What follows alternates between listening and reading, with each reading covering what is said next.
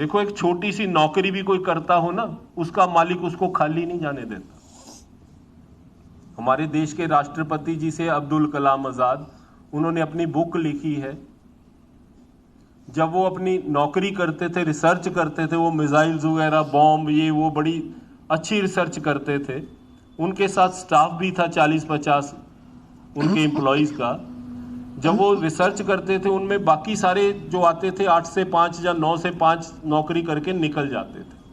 उनमें से एक उनका एम्प्लॉई था, वो जब रिसर्च करता था, फॉर्मूलाज पे डिज़ाइन करता था, तो उसको पता ही नहीं चलता था कि 5 बज गए, 6 बज गए या 10 बज गए। मस्त हो जाता था अपनी रिसर्च में।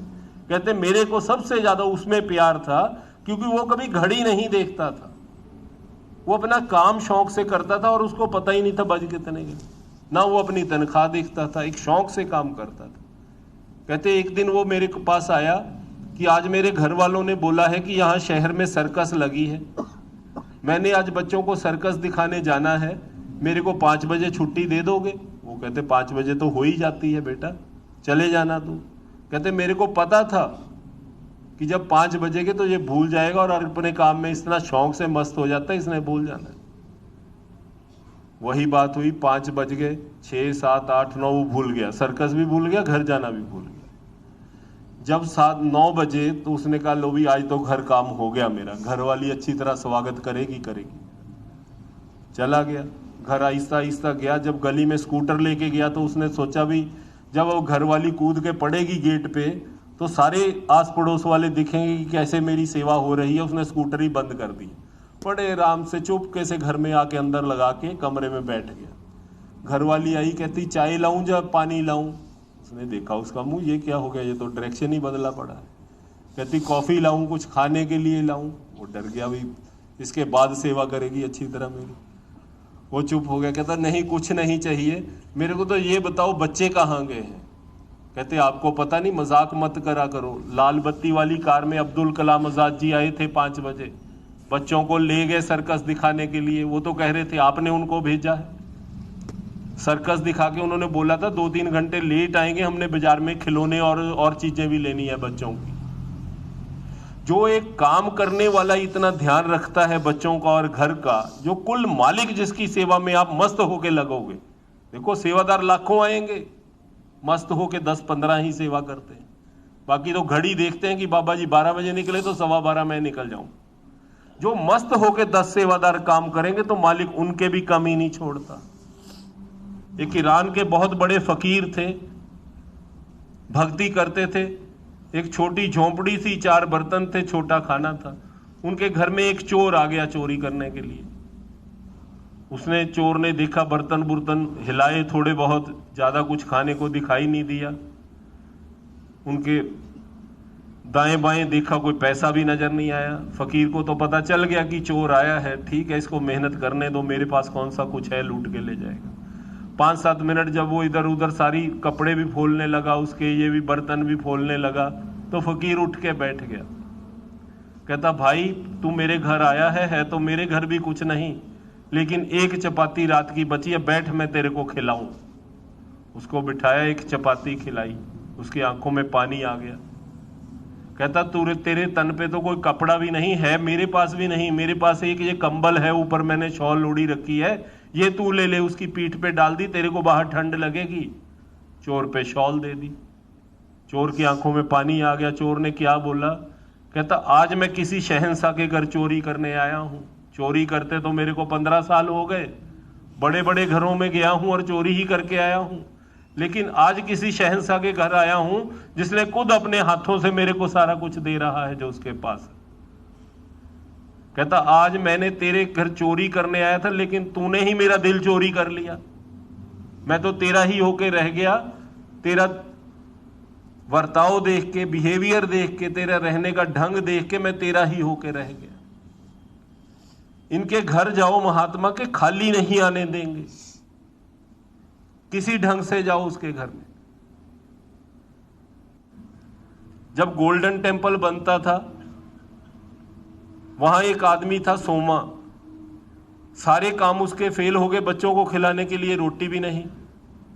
गांव वालों ने बोला कि वहां चौथी पातशाही गुरु रामदास जी सरोवर की खुदवाई करवा रहे हैं, आप वहां चले जाओ, बड़ी संगत आती है सेवा करने, वहां तो बाहर रेड़ी लगा लेना, छोले छूले बेच लेना, संगत भूखी खा लिया करेगी और तेरा कुछ बन जाएगा।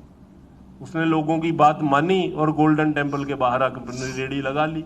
उस टाइम पे जो भी होता होगा, 1 रुपया इन्वेस्ट कर लिया उस टाइम के हिसाब से। शाम को काफी सेल हुई, उसने 1 के 3 रुपए बना लिए। जब गुरु साहब शाम को बाहर दर्शनों के लिए निकले, वो भी पांव पे पड़ गया गुरु साहब के कि 1 के 3 बना दिए। ऐसा गुरु कमाल कर दी गुरु ने। पहले तो पैसे का ही होता है, तिगने हो जाए तो गुरु पूरा है, अगर 50 रह जाए तो गुरु अधूरा है। हम तो उसको पैसे से नापते हैं। उसने भी देखा कि 3 हो गए, गुरु पूरा है। गुरु के पैरों पे पड़ गया। गुरु साहब ने पूछा, भाई ये कौन है? कहते ये सोमा है, पास वाले गांव से आया है गुरु साहब। इसके बच्चे भूखे मर रहे थे, इसने इधर आके रेड़ी लगा ली बाहर। गुरु साहब कहते सोमे फिर कितने पैसे कमा लिए? कहता जी 1 रुपए लगाया, 3 बन गए, 2 कमा लिए। कहते जा जाके अंदर सेवा में डाला, सरोवर की खुदवाई हो रही है, संगत लंगर खा रही है, पैसे की जरूरत है, जा जाके अंदर गोलक में डाला। सारे देख रहे थे, वो जाके सीधे साधे लोग थे उस टाइम पे, उन्होंने 2 रुपए डाल दिए। सारी रात सोचता रहा कि मेरा तो जो हाल था वही का वही रह गया। गुरु भी मांगने वाला मिल गया मेरे को, गुरु भी लालची टाइप लग रहा है। 2 रुपए वो ले गया, प्रॉफिट तो यही खाई जा रहे हैं संस्था वाले। ये संस्था भी ठीक नहीं। चलो उसने बोला और कोई ऑप्शन तो है नहीं, अभी देखो 2-3 दिन। दूसरे दिन की 5 रुपए बचे, गुरु साहब निकले, 5 सेवा में डलवा दिए। अगले दिन 7 बचे, 7 सेवा में डलवा दिए। 10-15 दिन सेवा करने के बाद सोमे ने सोचा आज कोई अंदर मैं भी देख के आऊं करते क्या है ये। वो सेवादारों के साथ मिलके 1-2 तसले मट्टी के उसने भी गिराए। उसको सेवा का एक शौक पैदा हो गया। ये सेवादारों की संगत ऐसी होती है सेवा कि जो भी इसमें मिल जाए उसको एक प्यार और शौक पैदा होना शुरू हो जाता है। सोमे ने भी 2-4 तसले फेंके तो उसको प्यार सा शो हो गया, लंगर भी खाया। उसने कहा ये तो बहुत बढ़िया काम है, ये तो सेवा हो रही है। उसको पता ही नहीं था सेवा क्या होती है। उस दिन उसने 21 रुपए कमाए, गुरु आने से पहले ही उसने 21 रुपए गोलक में डाला। गुरु साहब आए, कहते आज कितने कमाए सोमे? कहता 21 कमाए थे, 3 बजे तक, शाम को 3 बजे ही गोलक में डाल दिए गुरु साहब। गुरु साहब कहते आज तूने खुद डाले हैं ना मेरे मांगने से पहले, आज से तू सोमा नहीं सोमा शाह होगा और तेरी 21 पुश्तें सोमा शाह ही रहेंगी। आज भी उधर गांव में, अमृतसर के पास गांव है, वो शाह परिवार ही खवाया जाता है जिनके घर में एक तिनका नहीं था। गुरु के मुंह से एक वर्ड बुलवा लिया हमने, एक। हमारी तो क्या, अगली सारी पुश्तें भी शाह ही खवाएंगी। हुक्म और प्यार, ये 2 चीजें सेवा में बहुत काम आती हैं। मालिक ने एक वर्ड भी बोल दिया, या जत्थेदार जी ने एक वर्ड बोल दिया, देखो आज आपके जत्थेदार जी हैं, आज मैं भी हूं, चलो मेरा ही लगा लो। अगर मालिक ने ये सेवा दी है, मालिक किसी को भी सेवा अपनी कृपा और दया मेहर के बगैर नहीं देता। आज सभी को बुलाया, आप कितने शांति से मेरी आवाज सुन रहे हो। आज मालिक ये सेवा मेरी वापस ले ले, मैं सड़क पे खड़ा होकर आपको आवाज भी लगाऊं, भाई साहब मेरी बात सुनना, किसी ने नहीं सुननी। बैठना तो क्या है, आवाज बात ही नहीं सुननी।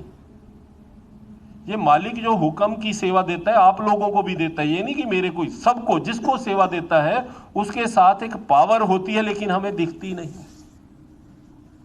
वो अकेली सेवा वर्ड नहीं होती है, गत्ते का बिल्ला नहीं, उसमें क्या शक्ति है आप जान ही नहीं सकते, आपको कोई हाथ नहीं लगा सकता।